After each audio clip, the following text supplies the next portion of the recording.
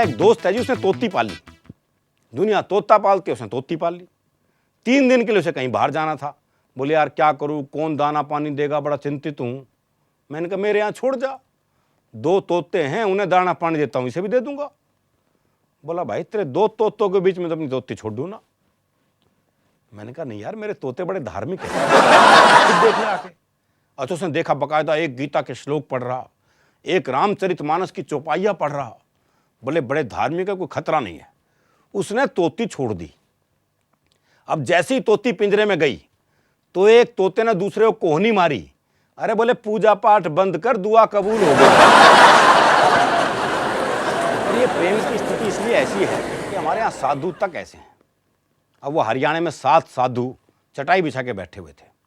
चटाई बिछा रखी, धूनी रमा रखी। एक छोरा पहुंच गया जो सबसे बूढ़ा बाबा था, उसको हाथ दिखा के बोला बाबा एक छोरी ना बहुत प्यार करूं हूं, पर वो घास ही ना डालती। तो सबसे बूढ़े बाबा ने सबसे छोटे बाबा को आवाज लगाई, बोले रामलाल एक चटाई और बिछा दे। तो हमारे यहां तो बाबा भी सारे चटाई वाले ही हैं। हम हर संबंध हास्य रस में जीते हैं। हमारे यहां तो किराएदार मकान मालिक तक के संबंधों में हास्य रस है। वो एक किराएदार पहुंच गया मकान मालिक के पास, बोले कैसा कमरा किराए पे दिया है? वहां तो चूहे डांस कर रहे हैं। और बोले तू क्या चाहे 500 रुपए माधुरी दीक्षित आके नाचेगी। जहां किराएदार मकान मालिक के संबंध ऐसे हों, वहां सास बहू दामाद ये तो हास्य से भरे ही पड़े हैं। अब जैसे उत्तर प्रदेश हरियाणा से लगा हुआ है, उत्तर प्रदेश और हरियाणा में क्या अंतर होता है ये एक पंक्ति में स्पष्ट हो जाता है। वो एक लखनऊ के आदमी ने हरियाणा के आदमी से कहा, बोले भाई साहब मैं आपको एक तकलीफ दे सकता हूं?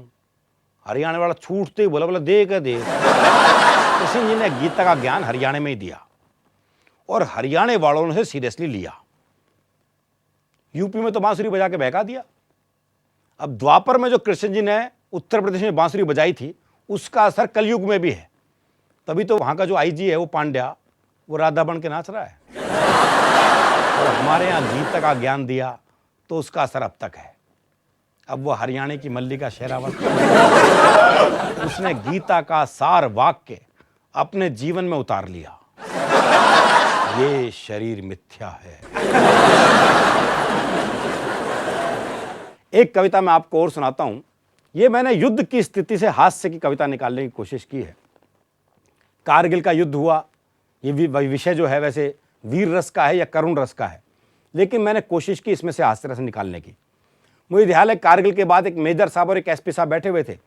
मेजर साहब बोले हमारे सेना के जवान बड़े साहसी होते हैं। एसपी बोला जी हमारे पुलिस के सिपाही ज़्यादा साहसी होते हैं। मेजर बोला देखा नहीं कारगिल में हमारे जवानों ने क्या जलवा किया। एसपी बोला जी हमारे सिपाही ऐसे जलवे रोज करते हैं। तो मेजर बोला भी तुम्हें समझ में नहीं आएगा। तो मेजर ने एक जवान को बोला, बोले जवान इधर आओ। बोले हाँ। सामने टीला देख रहे हो? बोले हाँ। बोले भाग के चढ़ जाओ और कूद जाओ।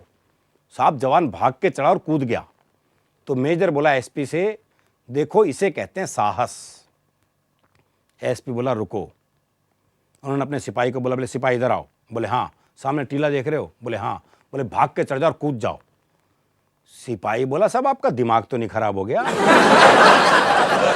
तो एसपी बोला मेजर से, देखो इसे कहते हैं साहस।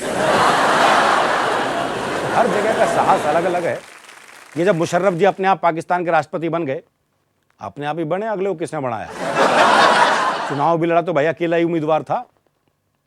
जब अपने आप बन गया तो भाई ने अपने आप ही अपने फोटो वाला डाक टिकट जारी कर दिया पाकिस्तान में। तो वो डाक टिकट बिक नहीं रहा था, तो उन्होंने ऑफिसर को बुलाया, बोले क्या बात है टिकट बिक क्यों नहीं रहा? बोले जी ठीक से चिपकता नहीं है। बोले तो गोंद बढ़िया लगाओ। बोले प्रॉब्लम गोंद की नहीं है, लोग थूक दूसरी तरफ लगाते हैं।